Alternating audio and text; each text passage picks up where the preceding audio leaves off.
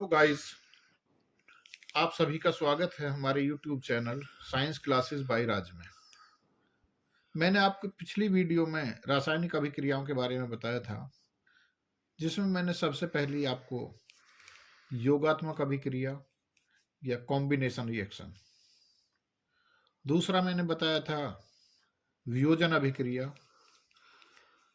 और अब हम तीसरी प्रकार की रिएक्शन बताते हैं विस्थापन अभिक्रिया, या इसे हम डिस्प्लेसमेंट या सब्स्टिट्यूशन रिएक्शन भी कहते हैं। इसका हिंदी है विस्थापन अभिक्रिया, और इसकी अंग्रेजी में इसे कहते हैं डिस्प्लेसमेंट और सब्स्टिट्यूशन रिएक्शन। जैसा हम विस्थापन से ही हम समझते हैं कि विस्थापन क्या है, सबसे पहले हमें विस्थापन का अर्थ पता होना चाहिए। विस्थापन का अर्थ है जब किसी एक चीज को हटाएं, मान लीजिए हमारे पास दो चीज हैं यहाँ CuSO4, इनमें से हम एक हटा दें, Cu हटा दें, और इसके स्थान पर जब कोई दूसरी चीज आ जाए, और जैसे यहाँ से हटाइए Fe इसके साथ आ गया SO4 के, और यहाँ Cu आ गया, तो हम इसकी परिभाषा यहीं से, इसकी जो हमारी ये रिएक्शन है इसे से देखकर, ऐसी अभिक्रियाएं जिनमें अधिक क्रियाशील धातु किसी कम क्रियाशील धातु को हटाकर उसका स्थान ग्रहण कर लेती है, तो इस प्रकार की अभिक्रियाओं को विस्थापन अभिक्रिया या प्रतिस्थापन अभिक्रिया भी कहते हैं, क्योंकि इनमें एक ही तत्व का विस्थापन होता है, इसलिए इन्हें ही हम एकल विस्थापन अभिक्रिया भी कह सकते हैं। अर्थात यदि आपको आता है कि विस्थापन अभिक्रिया की परिभाषा लिखो, तो आपको ये ही परिभाषा लिखनी है। यदि ये आता है एकल विस्थापन अभिक्रिया की परिभाषा लिखो, तो भी आपको यही लिखना है। या ये आता है एकल विस्थापन अभिक्रिया किसे कहते हैं, तब भी आपको यही लिखना है। और आप इसका उदाहरण दे सकते हैं कि कॉपर सल्फेट विलयन में यदि हम लोहे की कील डाल दें या आयरन डाल दें, तो हमारा फेरस सल्फेट, और उस फेरस सल्फेट बनता है और कॉपर इसे विस्थापित हो जाता है। क्योंकि यहाँ हम देख रहे हैं जो कॉपर की अपेक्षा जो हमारी ये फेरस है, लोहा है, ये अधिक क्रियाशील है। क्योंकि जब हम क्रियाशीलता की श्रेणी देखते हैं, जैसा हम आगे आने वाली वीडियोस में बताएंगे, तो आगे वाले चैप्टर में है अभिक्रिया, ये धातुओं की क्रियाशीलता श्रेणी, उसमें कॉपर से ऊपर आता है Fe, और जो ऊपर की तरफ धातुएं होती हैं वो अधिक क्रियाशील होती हैं, अर्थात अधिक रिएक्टेंट होती हैं। तो हम यहाँ देख रहे हैं जो कॉपर है ये कम क्रियाशील है और ये अधिक क्रियाशील है, इसलिए यहाँ Fe ने कॉपर को यहाँ से हटा दिया है और उसका स्थान स्वयं ने ले लिया है।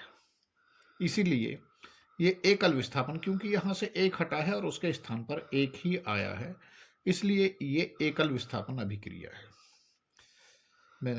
इस अभिक्रिया में लोहा कॉपर से अधिक क्रियाशील है, अर्थात कॉपर Cu परमाणु, कॉपर का परमाणु Fe के परमाणु द्वारा विस्थापित हो जाता है, इसीलिए इसे एकल विस्थापन अभिक्रिया कहते हैं। अभी हम इसका दूसरा उदाहरण लेते हैं। जैसे जिंक की यदि कॉपर क्लोराइड से क्रिया कराते हैं, तो हमारा जिंक क्लोराइड बनता है और दूसरा हमारा कॉपर बनता है। जो जिंक है ये कॉपर की अपेक्षा ये भी अधिक क्रियाशील है। अब ये कुछ जरूरी नहीं है, आप देख रहे हैं मैंने Fe इधर लिखा है, यहाँ Zn इधर लिखा है, तो ये किसी भी साइड में लिख सकते हैं, बात एक ही है। यानी हम जिंक की क्रिया करा रहे हैं कॉपर क्लोराइड से, तो यहाँ से जिंक क्लोराइड बनेगा और दूसरा कॉपर बनेगा।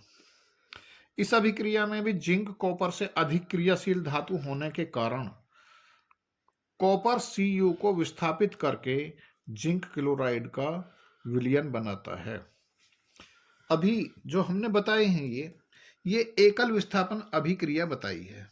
लेकिन ये विस्थापन अभिक्रियाएं भी दो प्रकार की होती हैं, जिसमें एकल विस्थापन अभिक्रिया और दूसरी अभिक्रिया होती है इसकी। मैंने आपको बता रहा हूं कि जो विस्थापन अभिक्रियाएं भी दो प्रकार की होती हैं। पहली मैंने बताई है एकल विस्थापन अभिक्रिया या सिंगल डिस्प्लेसमेंट रिएक्शन। दूसरी है द्विविस्थापन अभिक्रिया या इसे हम उभय अपघटन अभिक्रिया भी कहते हैं। इंग्लिश में इसे डबल डिस्प्लेसमेंट और डबल डिकम्पोजिशन रिएक्शन कहते हैं। ये ऐसी अभिक्रियाएं हैं जिनमें यौगिक के आयनों या अन्य घटकों की अदला बदली अर्थात एक्सचेंज होता है, आयंस का एक्सचेंज होता है। जो ये रिएक्शन होती हैं इनमें केवल आयंस, जो आयंस रहते हैं उनका एक्सचेंज होता है। ऐसी अभिक्रियाएं उभय उपघटन या द्विविस्थापन अभिक्रियाएं, या हम इंग्लिश में यदि कहें तो डबल डिकम्पोजिशन कह सकते हैं, या फिर डबल डिस्प्लेसमेंट रिएक्शन भी कह सकते हैं। इसका यदि हम एग्जाम्पल लें तो सिल्वर नाइट्रेट AgNO3 और NaCl की जब हम क्रिया कराते हैं तो यहाँ हमारा AgCl और NaNO3 बनता है। यहाँ हम देख रहे हैं जो सोडियम है वो नाइट्रेट के साथ आ जाता है और जो क्लोरीन है वो सिल्वर के साथ आ जाता है। दूसरा हम यदि एग्जाम्पल देखते हैं तो यहाँ सोडियम सल्फेट है। सोडियम सल्फेट की जब हम क्रिया कराते हैं बेरियम क्लोराइड के साथ तो हमारा यहाँ से सोडियम के साथ हमारा Cl आ जाता है, सोडियम क्लोराइड बन जाता है।